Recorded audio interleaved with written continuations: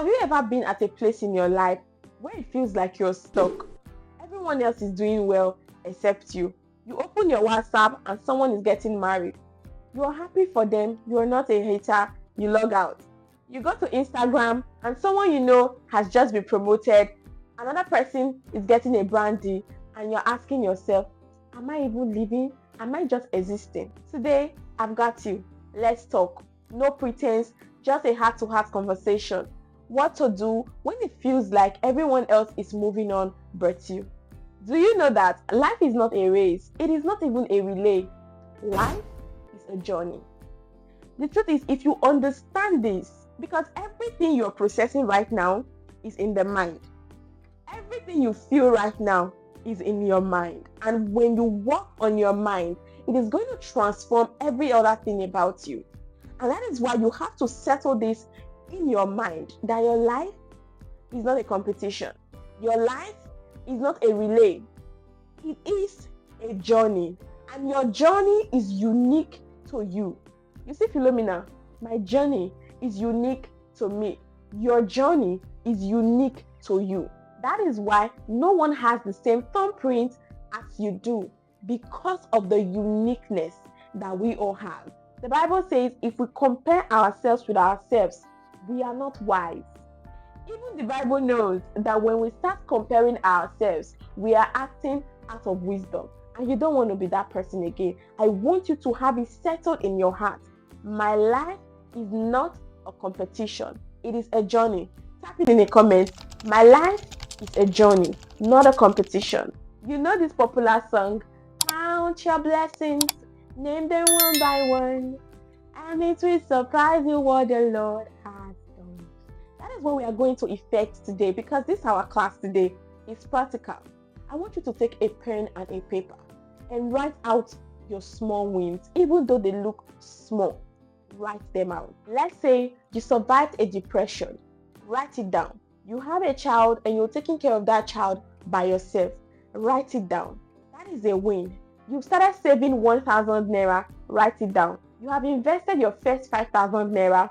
Write it down. Because if you're not recounting it, you may think that others have gone ahead while you're still where you're at. There is a reason that song said, count your blessings, name them one by one, and you will be amazed, you will be surprised at how much you have overcome, how much you have done. The truth is, you are not left behind. Your emotions are making you feel so. And this feeling gets worsened when you are broke. You know those times that it feels like you have 0 in your account. It just compounds everything. Guess what, guys? It just started raining as I'm making this video. So if you hear any noise at the background, please pardon me. We have to continue this video. If you're seriously being disturbed by how your money is coming and going, and you're asking yourself, but I got so and so money, I don't even know how I spend this money. I beg, this economy. Before you put it on the economy, we know that the economy is playing a part. But before you put everything on the economy, I want you to take a pen and a paper and start making a budget for every money that is going to be coming into your hand henceforth. You want to stick with a budget. Create a simple budget. Let's stick with the 50-30-20 rule. So you are saying 50% for your needs, your food, your rent, your bills. Yes, a lot of people in Nigeria especially don't pay their rent monthly. And so because of that, they want to wait until then before they start bringing out the money for the rent. Every month, make sure you take that money away from your earnings. And then 30% for your wants. Talking about your outings, your data, clothes, whatever it is. You know your wants are things that you can actually do without. But there are still things you want to go for. So you can actually still put 30% for that. And then 20% to your savings and investments. You want to give structure to the money that comes to you so that you are not revolving around a circle. You equally want to redefine what success really means to you. Is it until you get that 1 million naira alert that you think you're successful, or the wedding bells that will make you feel successful, or having that child will make you feel successful? You want to define what does success really mean to me, because if you tell yourself this week you're going to wake up 5 a.m. and you stick with it, that is success. If you tell yourself you're going to lose 10 pounds in the next 2 months and you're able to do it, That is success. So you want to actually define, what does success really mean to me? Because if you are going to use other people's highlights to define what success is to you, you are going to live in constant failure and heartache. Hear me. If you're going to use my highlights to define your success, you are going to constantly be in heartaches and pain.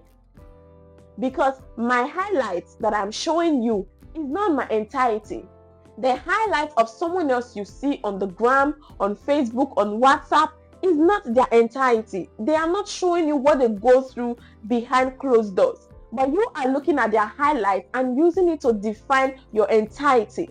That is where you're getting it wrong. So what does success really mean to you? You want to redefine it and start counting your wins. It is going to save you from a lot of unnecessary pressure, unnecessary comparison, because you don't need all of that. You are on your own journey, on your own path, and trust me, you are doing well.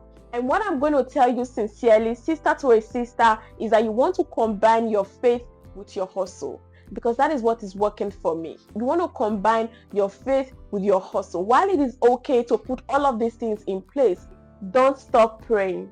I pray over my plans. I pray over my budget. I tell God what I want to start earning in the next 6 months, in the next 3 months. I tell him in prayers. So you want to ask God. He said, ask and you shall receive. Seek and you shall find. Be anxious for nothing. So it is not for you to live in a state of depression and comparison. Ask your Father. He is your Father for a reason. I want you to know that your faith doesn't replace your efforts. It actually strengthens it. You are not broke. You are not behind.